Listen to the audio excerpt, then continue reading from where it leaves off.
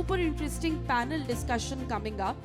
This panel discussion dives deep into increasing demand for cashew kernels in India.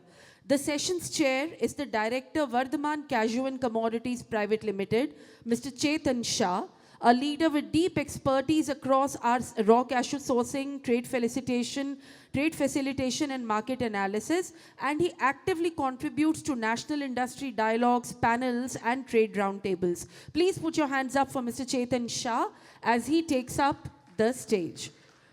The additional contributors, the speakers of this panel discussion are the Director of Meva Mitra, Mr. Vinay Malpani, sir, inviting you on the stage. आइए sir. हर वर्ष कुछ ना कुछ नया बताते हैं, एक बहुत ही अपने सरल अंदाज में सबको संबोधित करते हैं, हमेशा मजा आता है सुनने में. तो चलिए आगे बढ़ते हैं. Inviting next, I would like to say, देखिए हम अपने देश में हम प्रथा रखते हैं, हम चढ़ते सूरज को प्रणाम करते हैं. Because that is, I would say, that is displaying faith in the potential of the rising sun. इसी तरह से जो नई पीढ़ी है उसका सम्मान करना, उसे मौका देना बहुत आवश्यक है, because they are the inheritors of the business, commerce, industry and of the legacy trades. Ladies and gentlemen, जो अगले speaker हैं, as opposed to a lot of towering houses of wisdom in the house, he's pretty young. He was honored as a sweet and namkeen 40 under 40 achiever and later recognized as ET inspiring leader as well. मैं चाहती हूँ एक बार जोरदार तालियां बजाएं for the director DMB Sweets Private Limited, Mr. Rahul Sharma, as he joins us on the stage. Also, our next speaker this morning for this panel is the business lead for dry fruits, Reliance Consumer Products Limited, Mr. Akshay Joshi, to give us a clear perspective into modern trade. Mr. Akshay Joshi is here. We move on. Taliyan bajate rahiye, please. The partners at SV Traders, Mr. Varun Nevatia is also in the house, और मैं निवेदन करूंगी कि वो मंच पर आएं. One of the most renowned firms. Moving on, Mr. Raghuveer Sharma is the proprietor of Shri Salazar. मेरा निवेदन है रघुवीर जी से कि वो मंच पर अपना स्थान लें. और इनके साथ ही Pappu bhai Sanghvi, the partner of Indian Cashew Industries, is in the house. Requesting Pappu Bhai to also join us on the stage. This completes my description and invitation to this stellar panel on the stage. हमारे जो भी मित्र यहाँ पर नहीं हैं, वो जैसे जैसे आएंगे अपने स्थान ले लेंगे. I leave this session in the hands of very, very passionate about business, Mr. Chetan Shah. First of all, thank you so much for giving this opportunity to moderate the most important session of the cashew kernel. I am Chetan Shah from the Vardhaman Cashew and Commodities Private Limited from Gujarat. Let's talk about the consumption and production of the India. India is the world's largest cashew consumer. India consumes more than the cashew kernel than any other country in the world. Per capita consumption in India is still 0.3 kg per year, much lower than the Western country, meaning there is a huge room for the long-term market growth in India. While India is the top consumer processed cashew kernel, local crop products meets less than the half of the Indian processing factories need. To keep processing throughout the year, we need to import the raw cashew nut from the African origin. So we import around 1.5 million metric ton of the RCN per year.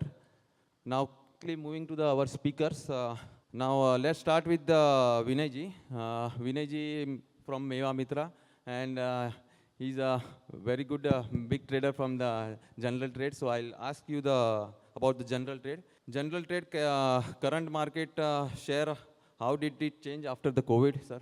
सबसे पहले तो चेतन जी आपका धन्यवाद और आइका का धन्यवाद इतना esteem panel में मुझे पार्ट बनाने के लिए.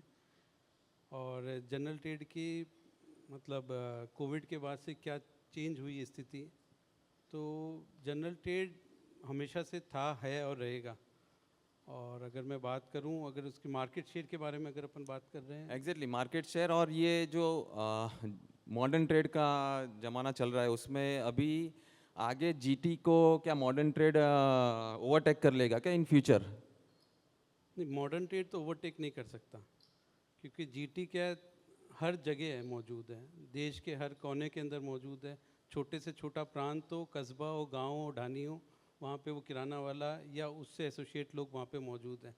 और वो हर एक तबके को है ना केटर कर रहा है, चाहे वो छोटा छोटा हलवाई हो, चाहे गृहस्थ हो, वो उनको भी माल देता है जिसको कोई दूसरा नहीं देता। नहीं, जो पहले बिफोर कोविड जो क्विक कॉमर्स या मॉडर्न ट्रेड जो ट्रेड था वो GT almost 90% was the GT right and 10% that was the modern trade after that we are seeing the changes modern trade ने कवर अप 20 to 25% कर लिया है अभी और 70% are the GT now general trade ना। मैं अगर इसको इस तरह से बात करूं तो काजू को आप है ना 2 पार्ट में डिवाइड कर लीजिए, एक इंग्रेडिएंट वाला पार्ट जो कि ब्रोकन वगैरह का हो गया और एक साबुत काजू का पार्ट।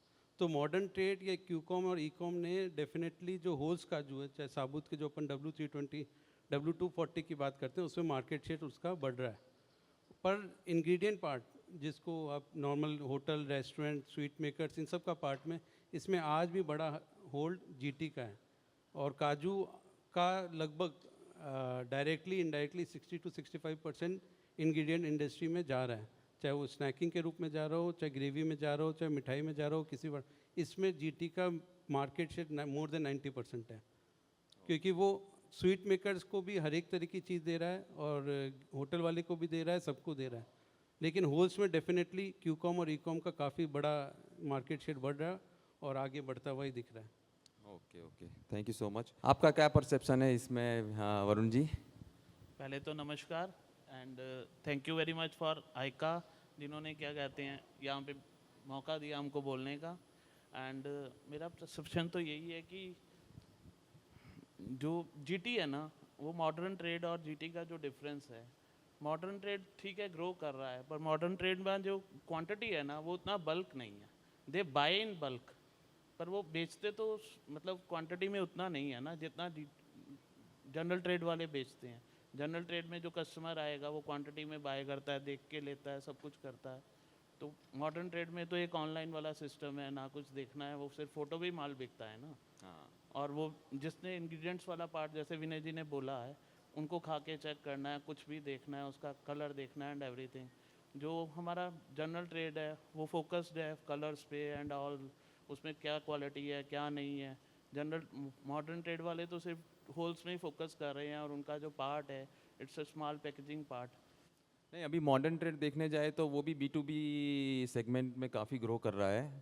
अक्षय जी आप बता सकते हैं क्या अभी आप मॉडर्न ट्रेड में B2B बिजनेस भी चल रहे हैं, जैसे स्वीट इंडस्ट्री को सप्लाई करना है तो is are modern trade are doing that business?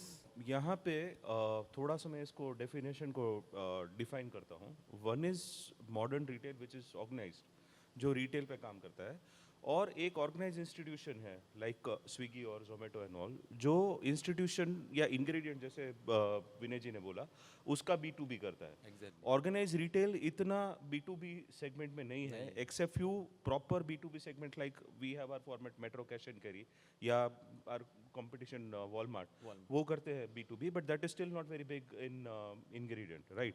Retail, yes, we are big, and that is where we are focused on whatever goes for direct consumption. So there is application and there is direct consumption. So हम उसके ऊपर ही काम करते हैं, and we have our own science, we have our own process, right? कोई भी product अगर हम लॉन्च करते हैं तो उसके ऊपर पूरा का पूरा एक रिसर्च मेथोडोलॉजी होता है कि कंज्यूमर रिटेल के लिए सबसे बड़ा होता है, बिकॉज हमारे कॉस्ट ऑफ ऑपरेशंस, हमारे प्रोसेसेस नेक्स्ट लेवल के होते हैं, कंप्लायंसेस नेक्स्ट लेवल के होते हैं।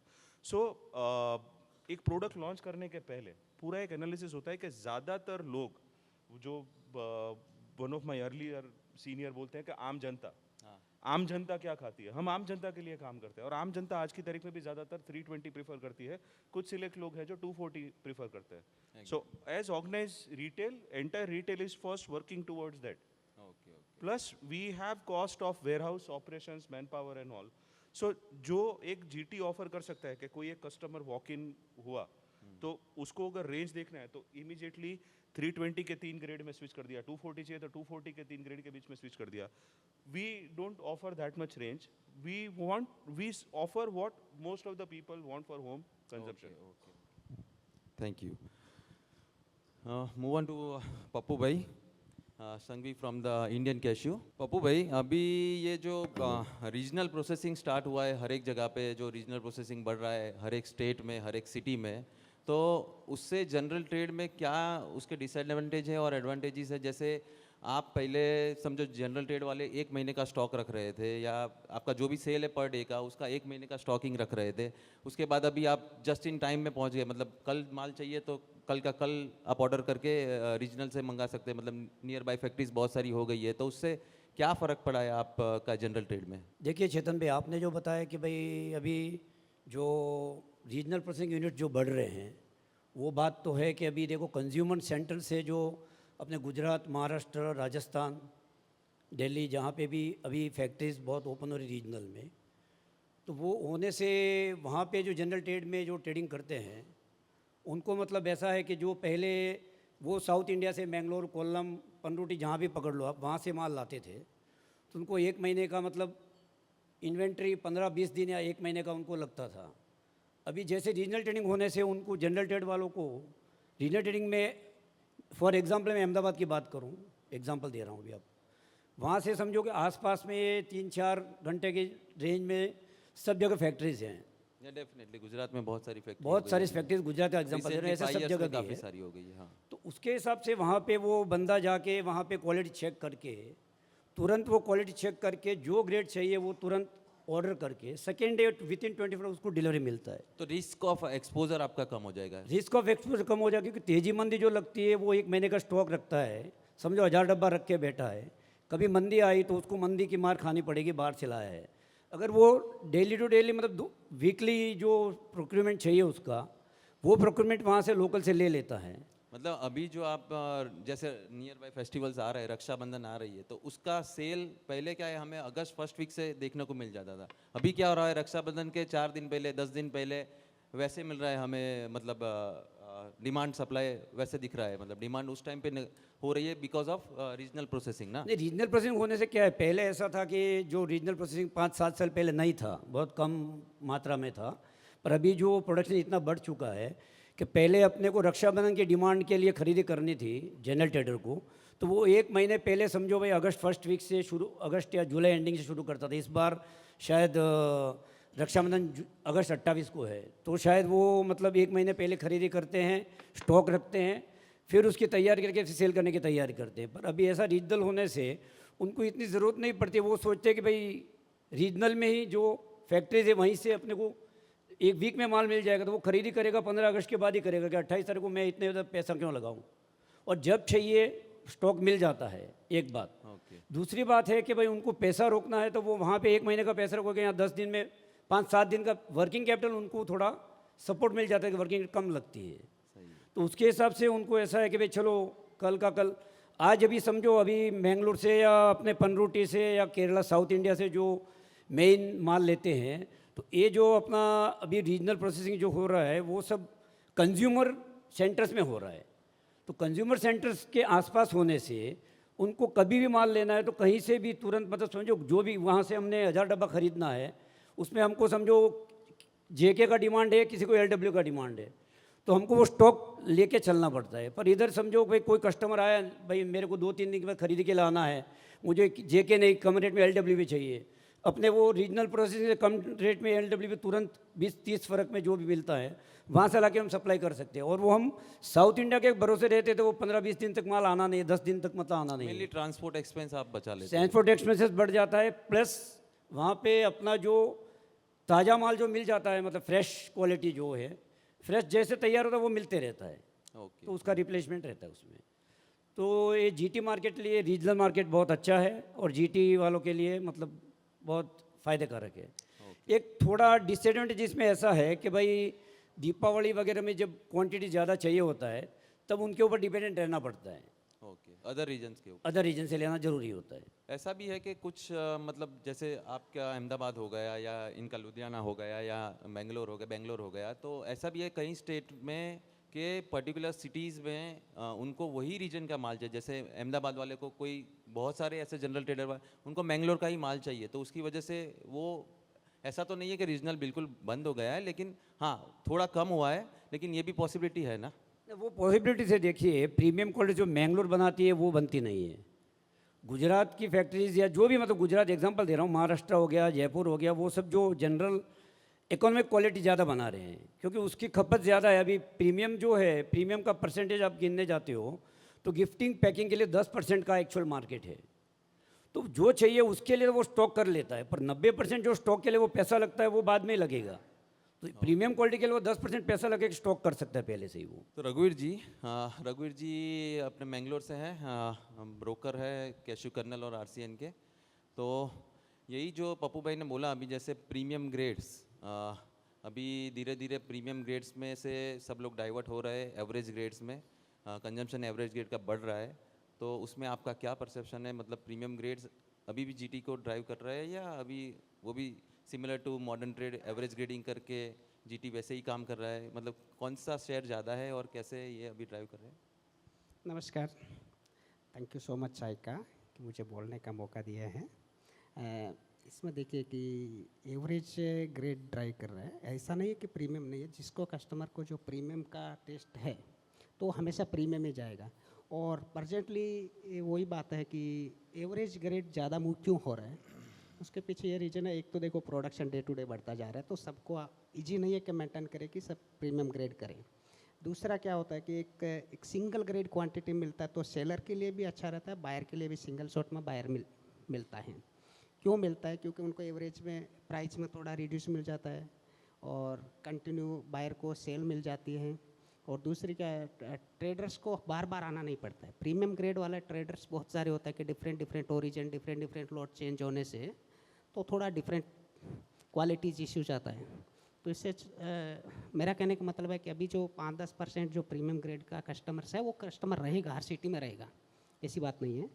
And but so is it due to mechanization हुआ, मशीन से काम होने लगा और लेबर का अवेलेबिलिटी कम होने लगा, उसकी वजह से ये ड्राइव मतलब चेंज हो रहा है परसेप्शन लोगों का, या वो भी है और क्वांटिटी डिमांड भी वैसे ही है, या? नहीं, डिमांड भी अच्छी है। एवरेज ग्रेड की क्वांटिटी की डिमांड रहती है। और इसमें क्या होता है कि इजीली मूव होता है, जिसमें क्या है कि बार बार उनका कैपिटल डेड नहीं होता है। अभी प्रीमियम वाला जो कस्टमर है उनको 10 टाइप का ग्रेड है, ठीक है, उनका 10 टाइप के ग्रेड का कस्टमर सेट है तो मूव हो रहा है। बट जनरल नॉर्मल ट्रेडर आता है, कोई भी नया ट्रेडर आता है तो उसको वो नहीं चाहता कि अपना कैपिटल 10 ग्रेड में डालूं। वो बोलता 2 ग्रेड है, 2 ग्रेड मूव होता है, उतना जल्दी मेरा रोटेशन फास्ट हो जाएगा। Thank you so much. देखिए मेरा एक मानना है, मैं रघुवीर जी से कई चीज़ों में मतलब इत्तेफाक रखता हूँ, पर मैं इसमें एक चीज़ ऐड करना चाहूँगा। देखिए बाज़ार 3 चीज़ से बनता है, क्वालिटी, क्वांटिटी, प्राइस। उपलब्धता बाज़ार बनाती है, बाज़ार उपलब्धता नहीं बनाता। अगर आपके पास एवरेज ग्रेड की बहुतायत है तो उसी का बाज़ार बनेगा। प्रीमियम ग्रेड अगर मेरे को आज यहाँ से अगर अपने को स्केल करना है, अगर मैं उसको मार्केट भी करना चाहूँ तो नहीं कर सकता। मेरे को एक लिमिटेशन है, मान लीजिए मेरे को 1 टन मिल जाए, 10 टन मिल जाए, 20 टन मिल जाए, उसके बियॉन्ड क्या उपलब्धता ही जब अगर हम जो एक है ना आजकल इकोनॉमी W320 बना रहे हैं, जिसकी बहुतायत होगी उसी का बाज़ार बनेगा। आप राजधानी चला दीजिए 50, देखिए राजधानी के कस्टमर बन जाएंगे। आप गरीब रथ 100 चला दीजिए, गरीब रथ का कस्टमर बन जाएगा। तो जिस चीज़ की मतलब मार्केट जो चीज़ देगा उसका बाज़ार बनेगा। Okay. We have Rahul ji here. Rahul ji from DNB Sweets Private Limited. Cashew in sweet market industry, what are the drivers? Namaste, good afternoon. Aika ko thank you to speakers, to the audience. Since मैं मिठाई वाला हूँ और काजू तो मेरे खून में भरा हुआ है, अल्टीमेटली खानी तो मिठाई है और ग्रोइंग कैटेगरी है, तो इंटरेस्टिंग टॉपिक भी है। देखिए चेतन जी, मेरे लिए कस्टमर को एक राइट प्रोडक्ट राइट प्राइस पे अवेलेबल कराना ज़रूरी है। लेकिन मैं उससे पहले एक इंपॉर्टेंट बात बताना चाहता हूँ आपसे। हमारी मिठाई में 50 to 70%, अगर मैं ड्राई फ्रूट मिठाई में काजू मिठाई की बात कर रहा हूँ तो 50 से 70% का कंट्रीब्यूशन होता है। तो आप समझ जाइए, जब किसी प्रोडक्ट का इंग्रेडिएंट 50 से 70% अपना जगह बना रहा है तो प्राइसिंग में कुछ भी अप डाउन होता है तो उसको हिला देता है। और हमें कस्टमर को हमेशा अफोर्डेबल तो बनाना ही है ऐसे। तो मेरे लिए पहला ड्राइवर प्राइस रहता है, क्योंकि इंग्रेडिएंट का 50-70% वो पार्ट है। सेकंड, हमारे लिए ना कंसिस्टेंसी बहुत इंपॉर्टेंट है। जैसे मान लीजिए अभी राखी है, हमें राखी के लिए टनों माल ख़रीदना है। हम काफ़ी सारे प्रोडक्ट्स को उठाते हैं, हमारे पास DMB पे इन हाउस लेबोरेटरी है, फूड टेक्नोलॉजिस्ट हैं, इसी वजह से अच्छे प्रोडक्ट बना पा रहे हैं और आज 24+ स्टेट्स में अवेलेबल हैं थ्रू FMCG पोर्टफोलियो। तो वहाँ पर हमें कंसिस्टेंसी इशू आता है। तो हम चाहते हैं कि कोई भी प्रोडक्ट किसी भी मैन्युफैक्चरर से रहे और हमने जो क्वालिटी उनके साथ देख ली है वो हमें कंसिस्टेंट मिलती रहे। प्रॉब्लम ये होता है कि आया माल हम बना रहे हैं, सब कुछ कर रहे हैं, क्योंकि उसमें लॉट ऑफ टेस्ट इन्वॉल्व होते हैं। हम मॉइस्चर देखते हैं, उसके अंदर उसका प्रोटीन देखते हैं, उसके अंदर हम उसका एसिडिटी देखते हैं, lot of things are there to test. हम उसका अंदर एफ्लोटॉक्सिन देखते हैं, सब कुछ देखते हैं, क्योंकि काजू कतली को आजकल आपको पता है कि पैकेज मिठाई बहुत बढ़ गई है। जब पैकेज मिठाई बढ़ गई है तो उसको लॉन्गर शेल्फ लाइफ देनी है, तो डीएमबी एश्योर करता है कि उसको जो पैकेज प्रोडक्ट में भी वही फ्रेश मिठाई मिले जो उसको स्टोर पे मिलता है। तो हमारे लिए ये सब मैटर करता है। तो हमें कंसिस्टेंसी का इशू आता है, तो इसलिए हम देखना चाहते हैं कि सेकंड ड्राइव हमारे लिए कंसिस्टेंसी है, कि वो हमें एक ही तरीके का प्रोडक्ट हमें कंसिस्टेंट सप्लायर से, प्रोसेसर से मिलता रहे। थर्ड, कलर इसलिए देखिए, देश काजू कैसे समझता है उसको देखें। मेरी दुकान पे ग्राहक छड़ता है, काजू बड़ा होना चाहिए, अच्छा होना चाहिए। जनरली ये परसेप्शन है कि काजू वाइट है तो फ्रेश है। आम जनता वाली बात है, सच है। अल्टीमेटली गले पे बैठ के बड़े हुए हैं, बचपन ही ऐसा निकला है, तो ग्राहकों की भी बहुत सुनी है कि भाई साहब काजू ऐसा दिख रहा है, वैसा दिख रहा है, कतली कैसी बना रहे होंगे आप। तो कलर हमारे लिए बहुत मैटर करता है। Third drive. फोर्थ, मैं ये कहूँगा कि जब हम ग्रेड्स चाहते हैं तो हमारे अलग अलग यूसेज होते हैं, क्योंकि हम लोगों के डीएमबी के मिठाई के अलावा हमारे रेस्टोरेंट्स भी हैं। तो हम अलग अलग ग्रेड्स को, अगर मुझे गिफ्टिंग पार्ट करना है तो मैं देखता हूँ कि W180 मुझे लेट से प्रीमियम गिफ्टिंग में देना है, W240 का लेट से मैं काजू कतली, प्रीमियम काजू कतली बना रहा हूँ, और फिर जो अदर पीसेस बर्ड्स वगैरह आते हैं, तो क्योंकि हम देख लेते हैं कि हमें अगर कुछ मिठाइयाँ होती हैं जिसके अंदर सेंटर फिलिंग होती है, तो वहाँ हमें पीसेस वाला पार्ट भी काम करता है। तो हम ग्रेड्स को उस तरीके से देखते हैं कि हमें फिलिंग के लिए कौन सा ग्रेड लगेगा, बेकरी के लिए कौन सा ग्रेड लगेगा। तो हमारे लिए फोर्थ पार्ट जो होता है, वो जो भी काजू का ग्रेड आता है उसको हम लोग चेक करते हैं हमारे कौन से प्रोडक्ट में लगने वाला है। बाकी कई बार लोग मेरे से बोलते हैं कहाँ का काजू है, उड़ीसा, जयपुर, ऐसी बातें करते हैं। अच्छा, आप जयपुर से क्यों ले रहे हो, काजू तो साउथ का होता है। मतलब लोग हमारा पूरा टेस्ट ले लेते हैं दुकान पे। मुझे लगता है कि दोबारा 10th 12th या बोर्ड के एग्ज़ाम देने बैठ गया मैं, तो वो भी देना पड़ता है हमें वहाँ पर। तो कई बार तो ऐसे भी बोल लेते हैं कि इंडिया का है कि इंडिया का बाहर का है। तो मैं कहता हूँ भाई मेड इन इंडिया होना चाहिए ना, बाहर की क्यों सोच रहे हो। हमारे लिए मैटर नहीं करता है कि वो आइवरी कोस्ट का है कि बेनिन का है, हम तो ये बोलते हैं कि भारत का है। अब भारत का किसी भी देश का अच्छा होना चाहिए, क्वालिटी का मापदंड मैच होना चाहिए और आपके लिए अफोर्डेबल होना चाहिए। सो ये कोई ड्राइवर्स हैं जिसको हम लोग फोकस करते हैं और आम जनता के साथ शेयर करते हैं। अच्छा, जनता हमें और एंगेज कर देती है और सवाल पूछती है, तो हमें भी मज़ा आता है कि हम उसका इंटेलिजेंस बढ़ा पाते हैं, उसके क्यूरीज को उसको आंसर कर पाते हैं। अल्टीमेटली मुझे मिठाई बेचनी है। तो ये कुछ ड्राइवर्स हैं जो मुझे लगता है कि शायद सभी मिठाई वाले भी सोचते होंगे from my industry side. Okay. तो मिठाई के लिए आपको मतलब कलर से कोई इफेक्ट पड़ता है क्या? इसके मतलब अगर कोई थोड़ा पेल येलो आ गया या थोड़ा स्लाइटली येलो आया तो उससे मिठाई में कोई चेंजेस आता है क्या? अगर स्पेशली फॉर काजू कतली अगर मैं बोलूँ तो 100% आता है। देखिए क्या होता है, जैसे अगर आप लोगों के प्रोसेस में ना कभी कभार काजू थोड़ा स्कॉच्ड हो जाता है या लाइट ब्राउन हो जाता है। मैंने आपको बताया वाइट काजू कतली का मतलब है हेल्दी और फ्रेश है। हल्का सा ब्राउन येलो हो गया तो कस्टमर उसको कुछ और सोचने लग जाता है। मतलब उसका परसेप्शन उस प्रोडक्ट को लेकर कस्टमर का वैसा ही है। बनने के बाद की बात कर रहा हूँ, अगर मिठाई बनाने yes, के मैं लिए उसी का जवाब दे रहा हूँ मैं आपको। अच्छा। कि अगर मान लीजिए आपका कोई अपना कोई काजू ऐसा है स्लाइटली अगर येलो स्लाइटली येलो हो गया तो कस्टमर उस काजू कतली को इन्फीरियर समझने लग जाता है कि पुराना काजू तो नहीं है ना। उसको पुराना नया नहीं समझ में आता, वो कलर से समझता है कि अगर ब्राउन या डार्केड टोन पे जा रहे हैं मतलब पुराना काजू का काजू कतली बना दिया, इसलिए अफोर्डेबल दे रहे हैं। तो उसके लिए वाइट काजू का मतलब है फ्रेश हेल्दी। तो वी मेक श्योर कि हमारा काजू कतली में वाइट हो। ग्रेवीज हम ओनियन ग्रेवीज या कैशू ग्रेवीज बना रहे हैं जहाँ वो as a part of ingredient हमारा लग रहा है मिक्स हो रहा है लॉट ऑफ थिंग्स के साथ, तो वहाँ चलता है हमें। यस। और व्हाट टारगेट प्राइस पर केजी काजू का फिजिबिलिटी आपके लिए है? मतलब देखिए स्पेशली फॉर ग्रेवी एंड मैं आपको आंसर करता हूँ कुछ चीज़ के लिए। देखिए कुछ टारगेट प्राइस नहीं होता है। हम कभी ये नहीं कहते कि हमें आप सस्ता काजू दीजिए, हम ये कहते हैं कि हमें प्रेडिक्टेबल प्राइसिंग का काजू दीजिए। आज मैं एक मैन्युफैक्चरर हूँ, मुझे कोई लोअर प्राइस का काजू नहीं चाहिए कि आप मुझे गिराते जाएं। मैं चाहता हूँ कि मैं प्रिडिक्शन कर सकूँ, मैन्युफैक्चरिंग को प्लान कर सकूँ, मेरे प्रमोशंस ड्राइव कर सकूँ, मेरी प्राइसिंग स्ट्रेटेजी बना सकूँ। अभी मान लीजिए आज कुछ रेट है, कल कुछ रेट है, राखी पे कुछ रेट है, दिवाली पे कुछ रेट है। कभी कभार तो हम लोग, आपको पता है कि हम कस्टमर, काफ़ी सारे हमारे बड़े कस्टमर्स होते हैं जिनके साथ हम एनुअल प्लान बना लेते हैं कि भाई राखी दिवाली का ये रेट है। तो हमें वहाँ एक कंसिस्टेंसी चाहिए कि हमें स्टेबिलिटी आ चुकी है, हमें प्रोसेसर से ये एश्योरिटी चाहिए। लेकिन मैं आपको इस पर एक आंसर करना चाहता हूँ। देखिए, जनरली जो भी कैशू यूज़र है, भले एज अ मिठाई वाला हो या कोई अदर प्रोसेसर, ग्रेवीज भी हम लोग बनाते हैं, हम हमारी डिमांड को एक फोरकास्ट, एक प्लानिंग कर लेते हैं। एक्सपेक्टेड डिमांड हमें पता होता है, हम एक प्लानिंग कर लेते हैं कि हमारी एक्सपेक्टेड डिमांड है, वो सब लोग करते हैं, सारी मैन्युफैक्चरर करते हैं। तो उसका हम 50 to 70% को पहले ही प्रिकॉर कर लेते हैं। फिर तो इससे हम लोग का थोड़ा प्लानिंग अच्छा बन जाता है। बाकी का जो बचा हुआ होता है, लेट्स से 30 to 50%, वो हम स्पॉट मार्केट्स में देख लेते हैं कि क्या नाम है, कैसा डिमांड हो रहा है, मार्केट कहीं ऊपर चले गया, नीचे चले गया, उसको एवरेज आउट करने की कोशिश करते हैं। तो मेरे ख्याल से ये हमारी एक तरीके की हाइब्रिड प्रोक्योरमेंट स्ट्रैटेजी होती है मैन्युफैक्चरर की, जो हम फॉलो करते हैं इसके अंदर। सो प्राइसिंग हमें चाहिए, रीजनेबल चाहिए, प्रिडिक्टेबल चाहिए। मैं ये नहीं कर रहा महंगा दो सस्ता दो, प्रिडिक्टेबल दो, ताकि हम पूरे सप्लाई चेन को मैन्युफैक्चरिंग से लेकर कस्टमर तक पहुंचाने तक उसको एक कंसिस्टेंट मेंटेन कर सकें।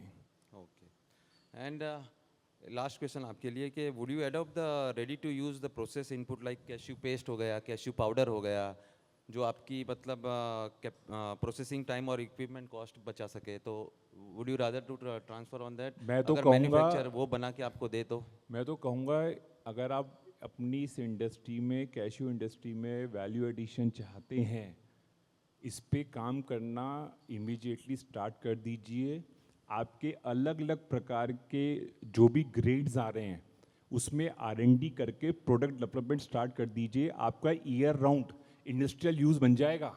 आपको हर ग्रेड का प्रोडक्ट इनोवेशन का जो प्रोसेसर्स को करना चाहिए। देखिए, हम लोगों को फ़ायदा कैसे है, मैं सपोर्ट करता हूँ आपके इस पॉइंट को। आज मेरा ग्राइंडिंग टाइम बच जाता है। आज अगर मुझे कोई चीज़ रेडीमेड पेस्ट फॉर्म में मिल जाती है तो मेरी लेबर कॉस्ट बच जाती है। मेरा कैपिटल इन्वेस्टमेंट जो मुझे वॉशिंग के लिए, प्रोसेसिंग के लिए, पेस्ट बनाने के लिए, वो मेरा बच जाता है। आज मुझे बैच की कंसिस्टेंसी मिल जाती है, मुझे चीज़त पता चल जाती है। आज क्या होता है, कुछ आता है, अगर आपके यहाँ से कोई एक चीज़ आएगी, मेरे यहाँ तो कभी एक बार चीज़त भी वॉलेटाइल हो जाती है, ऊपर नीचे चल जाता है। चीज़त का मतलब होता है कि एक छोटे छोटे लॉसेस नहीं होते जो प्रोडक्शन के टाइम में हो जाते हैं, जो दिखते नहीं है। अपन एक्सेल शीट पे तो काम कुछ और करते हैं, निकलता कुछ और है। आखिरी में सोचा था 10 रुपये कमाएंगे, रह गया 5 रुपये हाथ के अंदर। तो हमारे को वो कंसिस्टेंसी बैच की मिल जाती है। प्लस फेस्टिवल टाइम पे अगर एज अ इंग्रेडिएंट हमें पेस्ट मिल जाता है तो हम ज़्यादा प्रोडक्शन कर पाते हैं कम समय के अंदर। तो यस, 100% आई सपोर्ट दिस। लेकिन इसमें कुछ 3-4 चीज़ें हैं जिसमें एज अ प्रोसेसर को ध्यान रखना पड़ेगा। जैसे क्या होता है, भारत में हलवाइयों की एक बात बताऊं, मेरी दुकान का रसगुल्ला बढ़िया है, एक है मेरा कारखाना है, मेरी रसमलाई बढ़िया है, मेरी कतली बिल्कुल टॉप है, आप बस डालो और मुंह में घुल जाएगी। तो ऐसे जो हम लोग मैन्युफैक्चरर हैं, हम ये चाहते हैं कि हमारी टेस्ट में कोई कॉम्प्रोमाइज़ नहीं है। सेकंड, मेक श्योर कि हमारी जो शेल्फ लाइफ है प्रोडक्ट की, वो डिस्टर्ब ना हो। थर्ड, जो भी इसको एज अ इंग्रेडिएंट प्लान कर रहा है, किसी भी मतलब कुछ भी बना रहा हो, पेस्ट बना रहा हो, पाउडर बना रहा हो, lot of products are there. जब बोलना स्टार्ट करेंगे तो शायद मुझे लगता है 2 घंटे निकल जाएंगे, या हो सकता है मैं फैक्ट्री लगा लूँ। ठीक है, तो मुझे ऐसा लगता है कि क्योंकि अंदर क्या है, हम लोग क्या हसलर्स हैं और इनोवेशन को लेकर बहुत आगे ड्राइव करते हैं और पूरे टाइम यही करते रहते हैं फ्लोर पे, कारखाने के फ्लोर पे, R&D वालों के साथ। इसके अलावा अगर आप मुझे फूड सेफ्टी को एश्योरेंस दे देते हैं, मतलब कोई भी हाइजीनिक तरीके का प्रोडक्ट बन जाता है, तो मुझे लगता है कि इंडस्ट्री इसको एक्सेप्ट कर लेगी और अपने को इनोवेशन स्टार्ट कर देने चाहिए। मतलब अगर आपके स्पेसिफिकेशन के हिसाब से अगर कोई पेस्ट या पाउडर बना के आपको दे तो आप मतलब एडॉप्ट कर सकते हैं ये? हम एडॉप्ट कर सकते हैं, हमें मिलकर R&D करनी होगी। मैंने आपको बता दिया ना कि टेस्ट कॉम्प्रोमाइज़ नहीं होना चाहिए, शेल्फ लाइफ कॉम्प्रोमाइज़ नहीं होनी चाहिए, और हमें इकोनॉमिकल पड़ना चाहिए। मान लीजिए अगर वो पेस्ट मैं 100 रुपये का बना रहा हूँ, एग्जाम्पल, मेरा कन्वर्जन कॉस्ट एग्जाम्पल दे रहा हूँ, एग्जाम्पल, और अगर आप मुझे उसको 60 रुपीज़ में अवेलेबल करा रहे हो, तो मैं व्यापारी हूँ, मैं 40 रुपये बचाऊंगा ना। सही है। I think I answered. Thank you. We have Akshay ji from Reliance Consumer. Akshay ji, what is the current year-on-year growth of modern trade? Overall growth rate is at around 16%. For the dry fruits and cashew both, for please. dry fruit, I'm talking about category. Or cashew, we are growing at around 13-14%. One segment what we see there where we should start working as organized retail. मुझे ऐसा लगता है कि overall e commerce Q commerce में value pack का pressure बहुत ज़्यादा बढ़ गया है. बट अगर आप जीटी देखो तो जीटी में there is one segment between directly exactly bisecting between 320 and 240. आज महाराष्ट्र पूरा जीटी जो है वो डब्ल्यू मिक्स पे मूव हो गया है. एमपी छत्तीसगढ़ विदर्भ क्योंकि हम रिटेल पे सर्वे भी करते हैं तो वहाँ पे 280-260 काउंट का वॉल्यूम है. Gujarat has always been preferred market for 240. So that is one segment, one product जहाँ पे हम लोग काम करें. We are planning to launch a product in that segment, which I think will drive the next voluminous growth. Okay okay. अभी sir आपका जो consumer का कन्वर्जन है सुपरमार्केट्स में वो बेस्ड ऑन प्राइस है या attractive packing, freshness of the quality, या उसका पैकेजिंग है 250 gram to 500 gram something like that? See इसमें 2-3 फैक्टर है. एक जो मेरे को पैनलिस्ट ने बोला, आवर अंडरस्टैंडिंग इज़ कि कंज्यूमर जब शेल्फ से काजू उठाता है उसका फर्स्ट इम्प्रेशन जो है वो जब वो पैकेट खोलता है तो उसमें 2 चीज़ होती है. एक वो काजू का क्रंचीनेस, दूसरा वो पैकेट में कितना कम ब्रोकन है. क्योंकि we being a retailer, broken is one thing जो कंज्यूमर सबसे पहले नोटिस करता है. कलर आइवरी और स्लाइटली ऑफ वाइट और not very white is secondary, and the second parameter obviously is pricing in comparison to what my industry group is offering. मतलब pricing के ऊपर कन्वर्जन नहीं होता है नॉर्मली, क्वालिटी के ऊपर होता है. और आपके जो अभी जो आपका जो ग्रोथ आप बता रहे हो वो मतलब आपका यूनिट मतलब यूनिट्स बढ़ने के मतलब आपके रिटेल स्टोर बढ़ने के कारण हुआ है, या आप मॉडर्न ट्रेड का जो या तो फिर ये ऑर्गेनिकली मॉडर्न ट्रेड में लोग डाइवर्ट हो रहे हैं? नहीं, स्टोर बढ़ने से भी हो रहा है. And we are in some region we are growing, Y store to store growth भी हो रहा है. North and east is growing pretty well on store to store Y growth. West is slightly stable, it's not growing much. South sometimes it grows depending upon season, sometimes it is stable. North and east is predominantly driving the growth. Vinay ji, ये जो अभी अपना बात हुआ कि consumer का conversion उनका जो प्राइस पे और पैकेजिंग पे होता है, वही जीटी में क्या उसका कोई रोल है क्या? मतलब जीटी में भी वैसे ही अगर आपका कोई ब्रांड हो या खुद का, मतलब जैसे हर एक स्टोर का भी क्या है, क्या खुद का पैकेजिंग है, खुद ही ब्रांड बना के मतलब बेच रहे हैं मार्केट में, तो उसमें प्राइस इफेक्ट करता है या पैकेजिंग की वजह से, अट्रैक्टिव पैकेजिंग की वजह से उसका कन्वर्जन हो रहा है कस्टमर का, या उसका मतलब ग्रामेज मतलब 500 ग्राम का ये मतलब वैल्यू पैक के हिसाब से वो ग्रो हो रहा है? नहीं, देखिए क्या है, जीटी का बहुत मतलब ब्रेड स्टाइल है, मतलब बहुत वाइड है मार्केट. आप है ना, अगर मैं बात करूं मेरे हिसाब से, मेरा ये 25 साल का एक्सपीरियंस ये कहता है कि जीटी के अंदर रेट बेटर होते जा रहे हैं. लोग अच्छी चीज़ों को एक्सेप्ट कर रहे हैं और ख़रीद भी रहे हैं. और पैकेजिंग वाली चीज़, दोनों चीज़ का मार्केट ग्रो हो रहा है. लूज़ का भी मार्केट बहुत बड़ा है क्योंकि बहुत लोग अपने ही ब्रांड में छोटे से छोटा दुकानदार या बड़े से बड़ा ड्राई फ्रूट स्टोर वाला जिसके चेन ऑफ ड्राई फ्रूट्स है वो अपने ही ब्रांड में बेचना चाहते हैं. और वो जहाँ पे अपने ब्रांड में बेचना चाहते हैं वहाँ पे वो बेटर माल लेके आ रहे हैं और एक ट्रांसपेरेंट पाउच कोशिश करके उसमें बेच रहे हैं.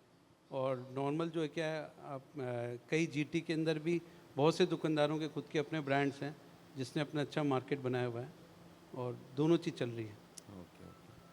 अक्षय जी, ये लास्ट क्वेश्चन आपके लिए है कि इंडस्ट्री को मतलब मॉडर्न ट्रेड अवेयरनेस के हिसाब से और हेल्थ बेनिफिट के हिसाब से कैशू को कैसे प्रमोट कर सकती है? सी यहाँ पे आइका अलग अलग ऑर्गेनाइज रिटेल के साथ मिलके कैशू अवेयरनेस ट्रायल सैम्पलिंग अगर कुछ कर सकता है, because I have always maintain this institution has been able to crack 2 products pretty well, organized retail, almond and pista. We have long way to go for cashew. Because अगर आप देखोगे तो Indian dry fruit industry में overall cashew का contribution is around 40-45%. Exactly. Right, but that is not the scenario we have on our books, right?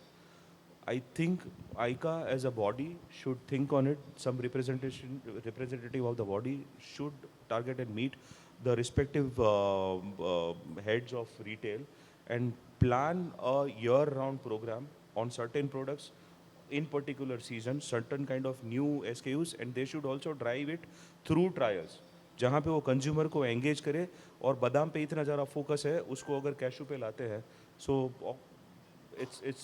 it's promising.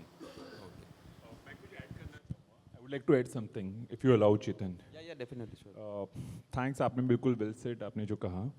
मुझे लगता है हमें ना काजू के कंजप्शन के लिए ना अपनी घर की रसोई में जाना चाहिए। सुबह की शुरुआत कैसे होगी, दिन का खाना कैसे होगा, फिर शाम की जो भूख होती है वो कैसी होगी, फिर रात का डिनर कैसे होगा, फिर उसके बाद तो आजकल यंगस्टर सारी रात को 12, 2, 3, 4 बजे तक खा रहे हैं। अगर हम उस मील को अंडरस्टैंड कर लेंगे 24 घंटे के और उसके अंदर हम कैशू को लेकर कुछ इनोवेटिव प्रोडक्ट बनाते रहेंगे, कंजम्पशन बाय डिफ़ॉल्ट बढ़ जाएगा। हम यहाँ ये नहीं बात करें बिक्री कैसे बढ़ेगी, हम ये बात कर रहे हैं कि कंजप्शन कैसे बढ़ेगा। सेकेंड, जैसे इंडिया में आप समझो कि कैश्यू या ड्राई फ्रूट्स वो गिफ्टिंग के लिए ज़्यादा यूज़ होते हैं हाँ। रादर देन स्नैकिंग के लिए, जो वेस्टर्न बिल्कुल। कंट्रीज़ में स्नैकिंग में यूज़ होता है। देखिए शायद मेरे नंबर्स थोड़े से करेक्ट नहीं हो, लेकिन शायद 1/3 तो मिठाई इंडस्ट्री काजू ले लेती होगी, बाकी प्रोसेसर्स ज़्यादा अच्छे से नंबर्स बता पाएंगे।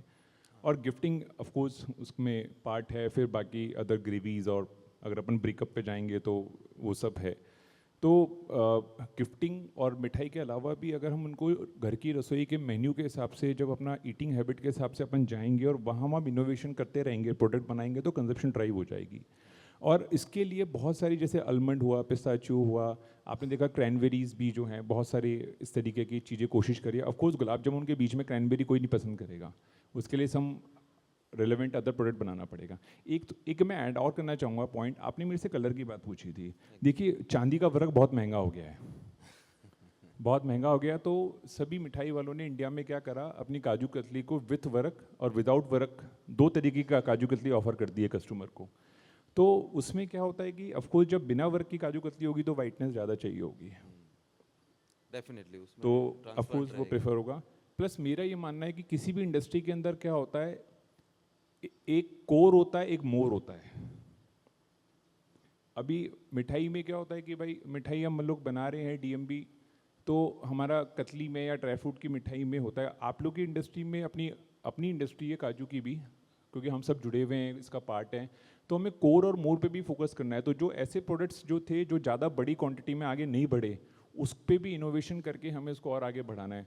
बाकी ड्राई फ्रूट्स में, ग्रेवीज में तो यूज़ आ ही रहा है। Thank you. Thank you. Audience, we have the wonderful speakers here. आप कुछ क्वेश्चन करना चाहते हो तो please. I'm extremely thankful to Rahul ji for taking this out कि आप इनोवेटिव प्रोडक्ट बनाओ, कंजम्पशन बढ़ जाएगी। इसीलिए हमने कल काजू महोत्सव रखा है और इंडिया का टॉप 10 शेफ्स को हम बुला के ला रहे हैं, and every chef will make 10 new innovative products from cashew. So there will be 100 new innovative products from cashew, and we are targeting कि बटर पेस्ट जो भी सुबह से रात तक ब्रेकफास्ट का आइटम, लंच का आइटम, जो भी हम नया काजू से कर सके, सो दैट वी कैन। अभी kaju katli is the biggest driver, we want to create one more driver. At least 100 में एक भी क्लिक हो गया तो बहुत बड़ी बात होती है। Thank you so much. Thank you Rahul ji. Audience से प्लीज़ उनको माइक दीजिए ना प्लीज़। एक क्वेश्चन है जो मैं पिछले 3 आईकास में आ रहा हूँ। Rahul ji, I was there in the Kaju Utsav 3-4 years ago, and which is ignored or I don't know bypassed, and that question is RCN या काजू के ऊपर में किसी भी तरीके का कोई रेस्ट्रिक्शन नहीं है प्राइसिंग में। I mean I was just thinking of the question कि मैं क्या फॉर्म करूँ, and I came out with कि कैसे रेगुलरिटी ला सकती है। तो जो मेन क्वेश्चन है वो ये है कि कैसे हम लोग रेलेवेंस बना सकते हैं अगर हम लोग मंडियों की बात करें। Now every processing unit is focusing on B2C। I am from Kanpur and what I face, मैं बेच रहा हूँ W320 800 रुपये का, मैंगलोरियंस कहते हैं 850 प्लस GST है। कोई छोटा मोटा, there is one brand in Kajosa was there, I was very impressed with the quality, he was selling material as back then 950 plus GST। I'm very happy with the high prices. Everybody is getting the good margins. That is how market should move. But एक question है जो हर बार bypass होता है कि इसको regulate कैसे करेंगे। Right, आपने बोला कि काजू आपको अच्छा चाहिए। I am sorry, you will be you know not be very happy sir, लेकिन अभी आप जब मार्केट में जाओ ना तो market is moved, specially in mandis, moved by the prices. मंडी में आने के बाद में काजू की जो वैल्यू है, जो प्राइसिंग है, उस पर 5% का मेरे हिसाब से इम्पैक्ट पड़ जाता है। 2% सीधी दलाली होती है, ठीक है। ट्रांसपोर्ट, अगर मेरे पास transportation is doing, you know, transport people are doing good job, kudos to delivery and VRL whosoever are there, right. हर जगह मटेरियल डायरेक्टली पहुंच रहा है। मेरे पास 10 रुपये में पहुंचता है, पार्टी के पास में हो सकता है 9.5 रुपये में पहुंच जाए, राइट। नई प्लेस है, अच्छा प्राइस वो दे रहे हैं। रेलेवेंस क्या बचता है मंडियों का? हम लोग क्या करने वाले हैं? काजू में पुश तो बहुत कर रहे हैं, लेकिन अगर हर किसी को B2C ही कर लेना है तो शायद हम लोगों को अपने बोरिया बिस्तर संभाल के घर वापस चले जाना चाहिए। आप उसकी तरफ क्यों ध्यान नहीं देते हैं? क्या इसके बारे में किसी के पास में भी आंसर है? क्योंकि मैं पिछले 3 सालों से सोच रहा हूँ, मुझे कोई आंसर मिल नहीं पाया है। Packaging, value addition, Reliance and all those people are doing very good job. आप ब्लिंकिट पे देखते हो 30% डिस्काउंट, 30% मार्जिन उनको चला जाता है, जो बेच रहा है उसको 1-2%, 3% जो बचता होगा पता नहीं, लेकिन मंडियों की हालत दिन पर दिन खराब हो रही है। हर एक इंसान जो एक होलसेलर हुआ करता था, right, is now been push. पार्टियां आके बताती हैं, सर क्या कर रहे हो? अभी पीपल यहाँ पर हैं, आप लोगों ने हर किसी को इन्वाइट किया है। There are, I have paid more than 12,000 rupees, ठीक है, यहाँ आने पर एज अ ट्रेडर, है ना। People have paid more than 22,000 rupees. Value addition मुझे उसमें कहीं नहीं दिख रहा है। I am really sorry to say that.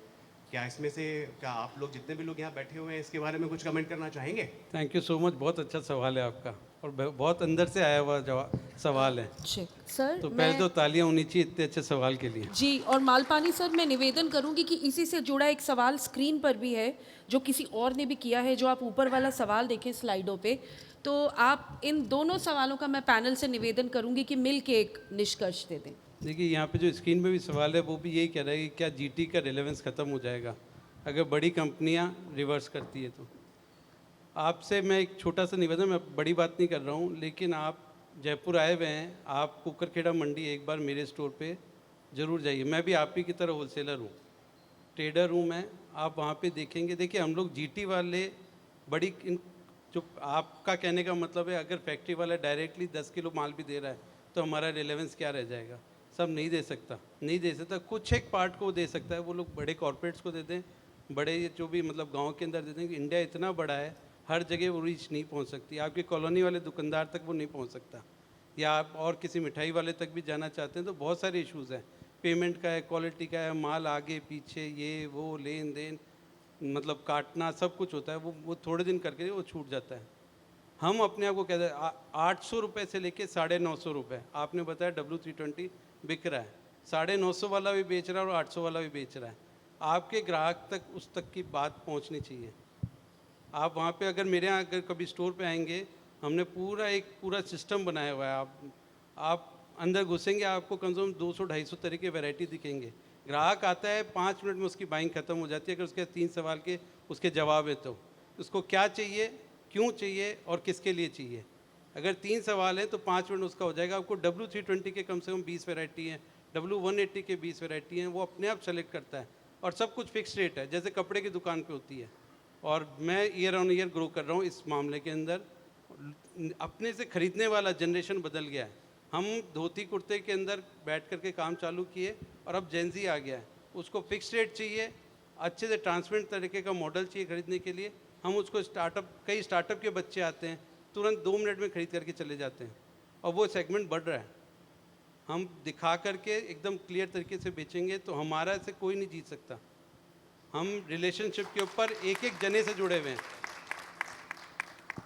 मैं एक चीज़ ऐड करना चाहूँगा, इफ़ टाइम अलाउज। मालपा आए हुए हैं और अब मैं उसी पे आंसर कर रहा हूँ। मालपानी जी के यहाँ मैं गया था एक बार, इन्होंने बोला इनॉग्रेशन पे तो नहीं जा पाया, लेकिन मैं एज सडनली वॉक इन कर गया। इनॉग्रेशन पे तो हर चीज़ अच्छी लगी हुई होगी, तो मैंने कहा इनॉग्रेशन के दिन नहीं जाएंगे, वैसे जाएंगे। अब आज क्या माल मिल रहा है। तो देखिए, मंडी का रोल कभी ख़त्म नहीं होगा। एज अ यूज़र मैं आपको बता रहा हूँ, मतलब एज अ मैन्युफैक्चरर, मिठाई मैन्युफैक्चरर, मुझे अगर मैं अभी इन्होंने एक सवाल किया था कि आपको फेस्टिवल पे कैसे टारगेट प्राइसेस वाला, मैंने कहा कि मैं पहले से प्लान कर लेता हूँ 50-70%, बाकी का स्पॉट मार्केट से लेता हूँ। वो स्पॉट मार्केट क्या है? मंडी। सेकंड, आज मंडी में अगर आपने रिलेशनशिप बना रखी है, आपके एक फ़ोन पे माल आता है, सेकंड वो आपकी रिक्वायरमेंट को समझता है, आपको सही गाइडेंस देता है। शायद मुझे साउथ से माल आने में 10 दिन लग जाएंगे, लेकिन मुझे मंडी से माल आने में आधा घंटा भी नहीं लगेगा। तो वो रोल कभी डिमिनिश नहीं होने वाला है। बात रही प्राइसिंग की कि कहीं क्या हो रहा है, कहीं रेगुलरिटी है, ऑफ कोर्स हर स्टेट का अपना अपना एक वो होता है।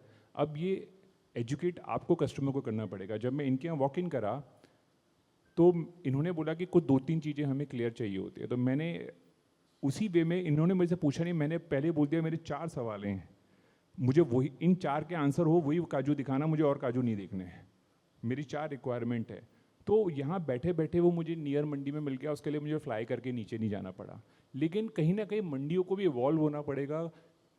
जो बायर्स हैं उनको कैसे उनकी क्वेरीज को आंसर कर सकते हैं, एजुकेट कर सकते हैं। तो मुझे लगता है कि कहीं कोई प्रॉब्लम नहीं आने वाली है और मंडी ग्रो ही कर रही है। थैंक्स। क्वेश्चन है कि with processor inclusively focusing on B2C market will the role of mandi become irrelevant over the next few years? कुछ आंसर है ही, मैं उसमें कुछ ऐड करना चाहूँगा जो राहुल जी ने बोला है। मार्केट के अंदर भी एक मार्केट होता है और मार्केट के नीचे भी एक मार्केट होता है। इंडिया का जो रिटेल सेगमेंट है, जो GT किराना शॉप है या इंटीरियर टाउन के जो सेमी होलसेलर्स है, they take very much pride in their association कि मैं यहाँ से खरीदता हूँ, मैं सालों से, मेरा फादर, मेरे चाचा ताऊ जी यहाँ से खरीदते थे, मेरा ओवरऑल बास्केट बाइंग यहाँ से आता है। One, Mandis offer basket buying at competitive rate at all the time with right service. That is the one key strength Mandis have. So I don't think Mandis have to go anywhere. हाँ, जो नीचे के जो semi wholesaler या trader है उनके problem change हो गए हैं. So Mandis will have to evolve to give resolution of those problems, how they can still be relevant of rising digital consumption. That is the only way they have to do. Plus दूसरा एक चीज़ होता है कि सबका एक cycle होता है. जो एक छोटा स्मॉल होलसेलर होता है या किराना दुकान होता है जो 25-30-50 किलोमीटर से आता है, उसका एक क्रेडिट साइकिल चलता है मंडी से. सो आई डोंट थिंक मंडी को कितना भी ऑर्गेनाइज इंस्टीट्यूशन है वो इतना इजीली ब्रेक कर सकता है, बिकॉज इंस्टीट्यूशन इतना बास्केट क्रेडिट एक्सपोजर कभी लेता नहीं है. और ऐड कर देता हूँ, इंडिया का सबसे बड़ा बैंक है ना, किराना की दुकान है, उसके जितना उधार किसी का नहीं होगा. नहीं, एक पॉइंट मैं चाहता हूँ. पहले GT वालों ने सोचा कि छोटा कस्टमर डायरेक्ट फैक्ट्री के पास क्यों जा रहा है, ये कभी आपने सोचा है कि उसकी क्यों अपॉर्चुनिटी दे रहे हो? तो शायद आप कस्टमर्स के रिक्वायरमेंट समझ नहीं पाए होंगे, बट फैक्ट्री वाले का कभी यह सोच नहीं है कि सीधा जाके A to B बेचूँ, क्योंकि उनको बहुत सारा काम ऑलरेडी है. रॉ परचेज करना है, लेबर मेंटेन करना है, मशीनरी देखना है, सब कुछ देखना है. तो उनको छोटे टाइम में उनको इतना इंटरेस्ट भी नहीं रहता है. बट मंडी का कस्टमर नॉर्मली हमारे पास कोई भी आता है छोटा क्वांटिटी के लिए, तो हम लोग उनको नहीं करते हैं कि हाँ आप इस कस्टमर में से ले लो, इस मंडी में आपको चाहिए बराबर मिलेगा. पर नॉर्मल ट्रेडर को अपना क्या है कि प्रॉपर क्लियर रखना है, दिखाते क्या हो, देते क्या हो, ये सब मेंटेन करके चलना है. तो शायद कोई कस्टमर जल्दी से भागेगा नहीं. आज फैक्ट्री में जाएंगे तो पहले पैसा देना पड़ेगा, उधारी का कोई काम नहीं रहता है. आपके यहाँ पे 2-2 महीने की उधारी लेके जाते हैं, जब चाहिए तब रिटर्न कर सकते हैं. फैक्ट्री वाला ऐसा नहीं करते हैं. तो शायद वो आपको समझना है कैसे क्या करना है, क्योंकि नॉर्मली मेरे ख्याल से ऐसा होना नहीं चाहिए. और ना कोई फैक्ट्री वाले इतने सारे कोई इन्वॉल्व भी नहीं है, 1-2 पेटी में कोई इंटरेस्टेड नहीं है. Well, thank you. With this, we conclude this session. Ladies and gentlemen, मुझे लगती है तालियां बनती हैं. What an amazing reality check this session was. And thank you so much for your candid views, gentlemen. It was an education. I would now like to request the session's chair, Mr. Chetan Shah, to present a memento to all our contributors to this panel.